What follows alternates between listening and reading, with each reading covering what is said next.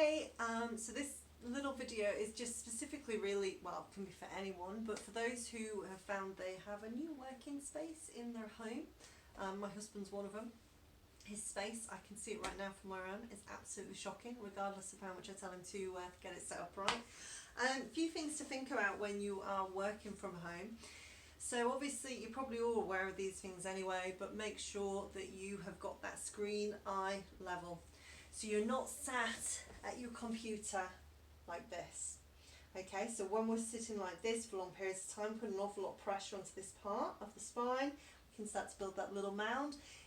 Generally, if you work at a computer and you spend masses of time there anyway, you probably may have a slight build-up depending on how long you've been doing that. But we want it eye level, so we want to be sat like this, so we're looking forward at our work. That might mean that if you're sat on a laptop, like my husband is, that you need to load it up with some books, get an external keyboard, plug it in, and give yourself that chance so that you're looking straight on. One thing I always recommend to clients who have work where they're working heavily with computers is to work for 25 minutes and take a 5-minute break. So this is the Pomodoro technique. It's a great technique to use. You will spend 25 minutes working and then have a 5-minute break where you could be doing stretching, getting up, moving around. We are only productive for 25 minutes. That is what the research says. So 25 minutes at a time gives you your productivity, 5-minute break, and then you come back to it with that 25 minutes. You can go on Google and type in the tomato timer, and that will just automatically set that 25 minutes for you on your computer as you're working. The other thing I would say is to do these little exercises that I'm going to give you. You've probably seen me throwing around my spiky ball. I'll come to that in a minute.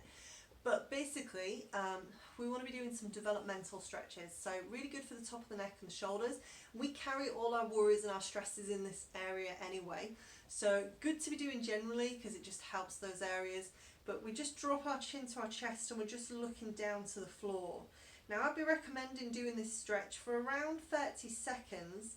And obviously you can do this while you're sat at your desk, or you could get up and do this standing.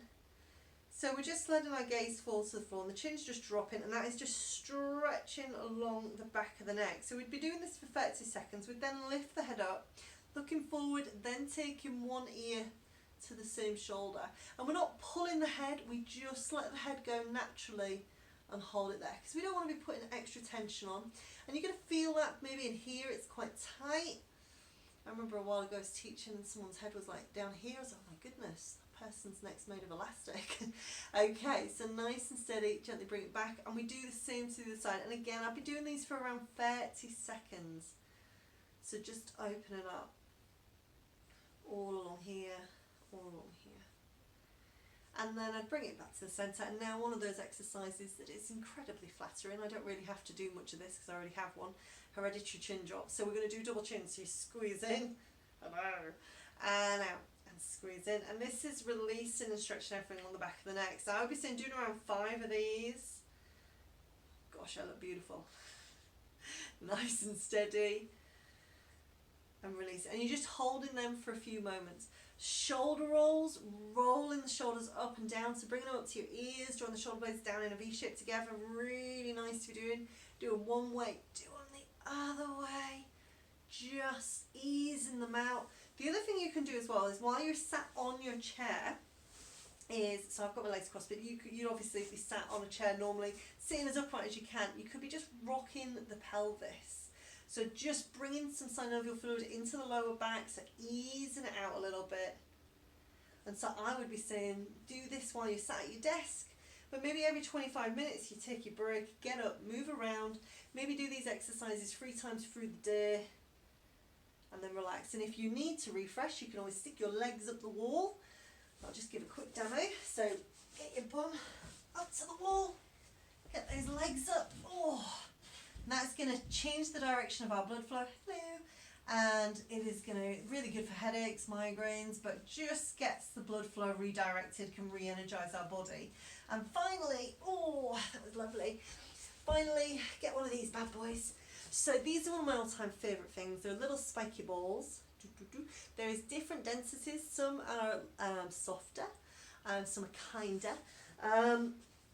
basically you can use these to be giving yourself a massage. So we can be rolling it around the neck, rolling it wherever you need it really, but great from the neck. Great if you just pop it against the wall and then just massage yourself. So I know like some of my clients who have long-term chronic pain, who I'd regularly be massaging, they're just hitting the spiky ball heavily at the moment. But I would say, you know, you can get these on Amazon, you know, cheap as chips. They're not expensive. And basically what it's doing is it's just pulling out sort of like our tissue, stretching everything back out to where we want it to be and easing it off. So hopefully that's helpful.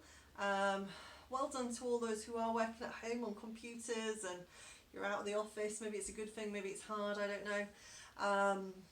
But yeah, keep safe everyone, keep positive. Ooh, got a little button here instead, so keep smiling. Bye bye.